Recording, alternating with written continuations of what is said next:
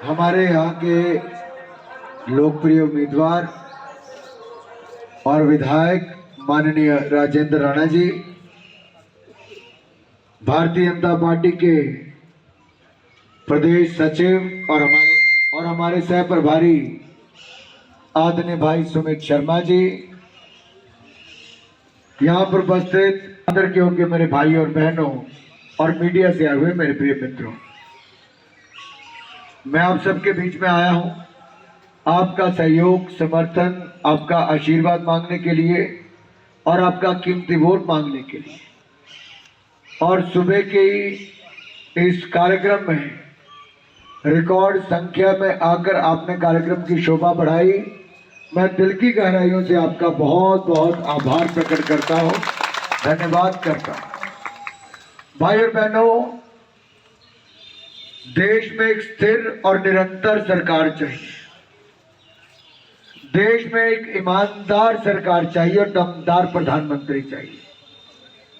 और 10 साल पहले जब आपने मोदी सरकार को चुना तो पिछले 10 सालों में आपने एक बड़ा बदलाव देखा होगा।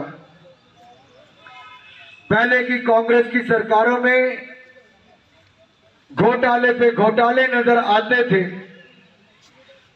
लेकिन 10 साल मोदी जी की सरकार के अगर कहे जा सकते हैं, कोई 1 रुपए के भ्रष्टाचार का आरोप भी नहीं लगा पाया।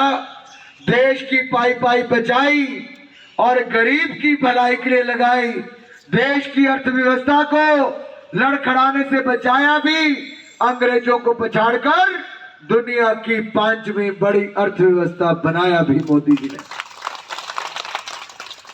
आप तीसरी बार मोदी जी को प्रधानमंत्री बना दो, अगले 5 सालों में मोदी जी भारत को दुनिया की तीसरी बड़ी महाशक्ति बना देंगे। हमारे देश में इसका प्रभाव इतना है कि जब आप ईमानदारी से सरकार चलाते हो तो पिछले 10 वर्ष को पीछे ले जाना चाहते हैं।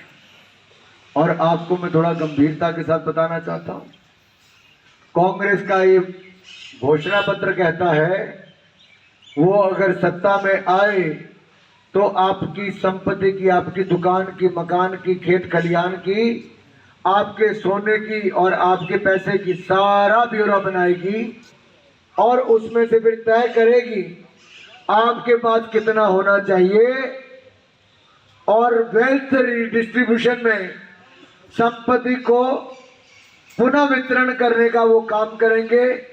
आपका कमाया हुआ पैसा अब वो कहते हैं जिनके पास कम है, जिसके पास ज्यादा बीवियां हैं, जिसकी 2 बीवी उसको दुगना देंगे, जिसकी 4 बीवी उसको 4 गुना देंगे, जिसके बच्चे ज्यादा होंगे उसको वो ज्यादा देंगे। तो कमाया आपने, बचाया आपने, लेकिन काम आएगा ज्यादा बीवी वाले के। ये बहुत चिंता का बात है। आज तो शायद आप इस बात पे हंस रहे होंगे, कल को बच्चे आप पे हंसेंगे अगर कांग्रेस की सरकार बनी तो।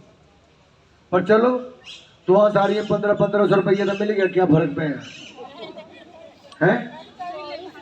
आने मिले ओहो, मित्रों की मौतें।